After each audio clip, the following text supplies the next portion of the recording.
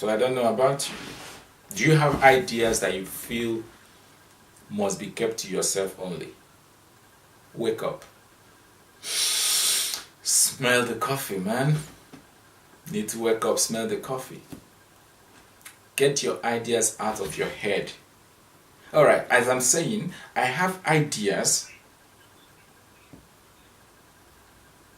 that have stayed with me for years.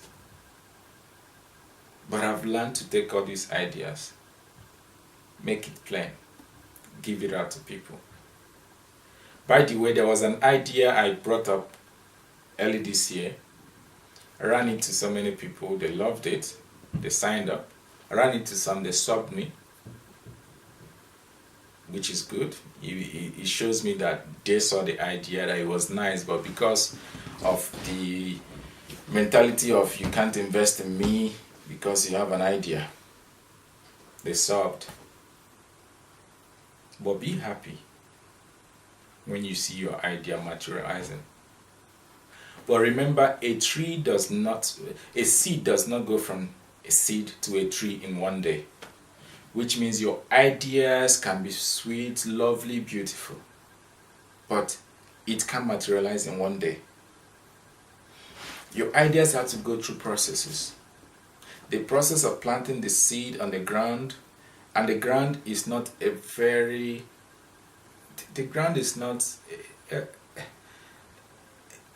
easy place, because the moment you put that seed on the ground, the temperature of the ground becomes increased. The seed has to go through the burning period, decaying period, then gradually the little flower or stem starts sprouting out. So your idea is going to go through heat, very hot heat. One of the hot heats your idea is going to go through is the people closest to you are going to discourage you. Mark my word, people closest to you will discourage your ideas. That is one of the processes. The closest thing to that seed on the ground is the soil. The soil is the same thing that gives that seed the ability, the nutrients, to germinate.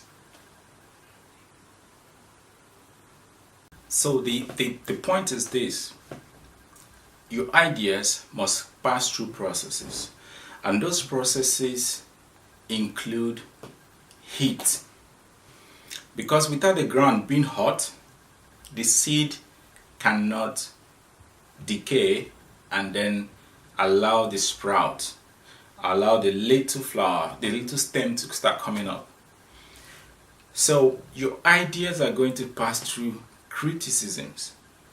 One of the very closest problem you will have are the people closest. I mean, people closest to you. The reason is this: the closest to the ground, the closest to the seed is the soil. Still, the closest the seed can get nutrient is the soil. The closest the seed can get air is the soil. The closest the seed can get even sunshine is the soil.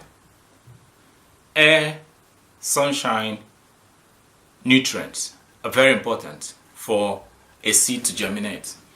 So the people closest to you are going to come out with reasons why your idea will not work. I'm not talking about the heavens. The seed doesn't see the heavens until it turns to a stem, a leaf, or whatever. It doesn't see the heavens. The seed only sees the darkness, the covering, the soil. So people closest to you might be family members, it might be friends, people you love, people you hold high, people who you trust. They are the ones who are going to tell you your idea is rubbish. Dump it. It's not going to work. But if the seed maintained its composure. Gradually, the temperature of the place, it kind of gets to a point where its temperature aligns with the temperature of its environment.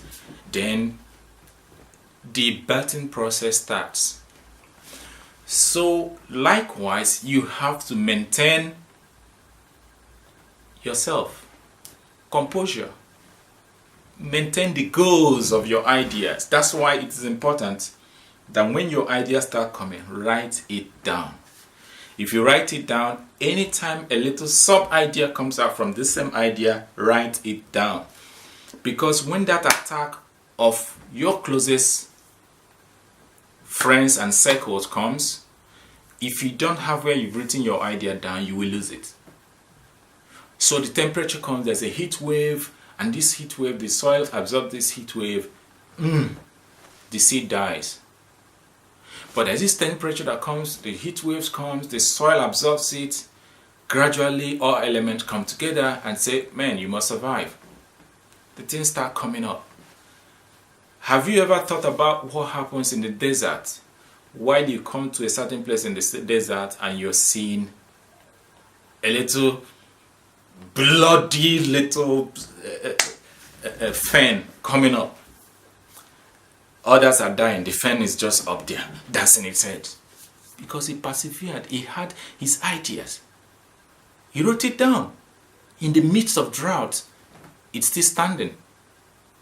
So my friend, your friends are going to be number one thing. Your family members, people closest to you are going to be number one enemy when your idea comes. Always remember,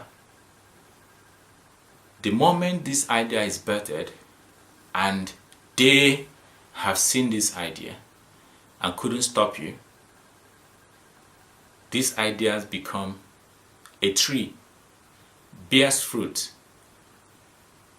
Don't be angry with them, because the moment the seed of that fruit starts sprouting, then we have to be part of the people that will eat the fruit.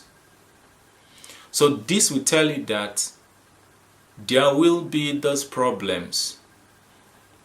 Listen, when the fruit is coming up, they will come back again in the form of birds flying. They dance on the seed. They dance on the fruit.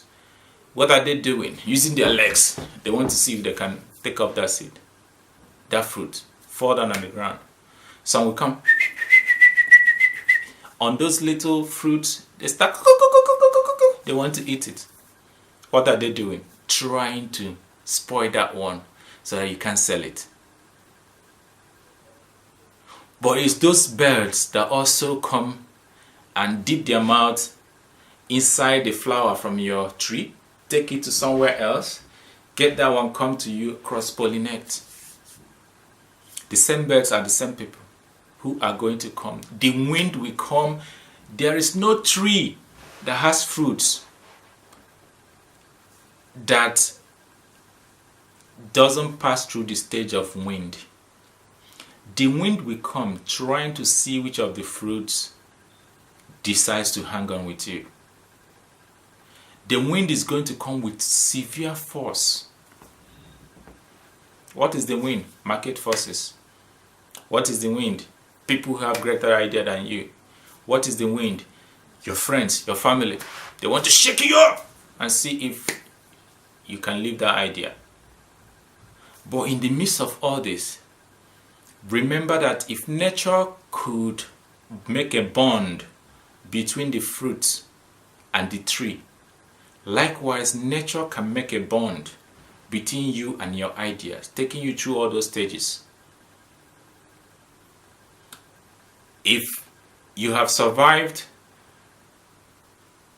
your idea being killed at birth, your idea being killed at the germinating stage, your idea being killed when the children are playing football, it is you they want to use to make the post.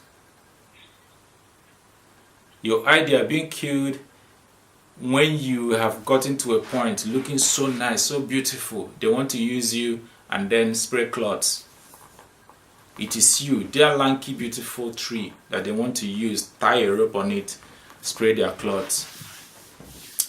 The worst part of it, they use it to spray their underwears.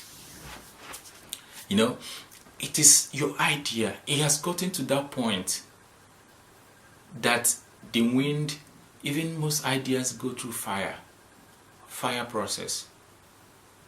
It is only under you that they remember they can set off fire to burn off your loose leaves. Still you survived. Why? Because you are born to germinate, to grow, to bear fruit. So why will you be angry if you find your fruit in a different market and someone came to you, plucked the fruit, went to another market to sell it?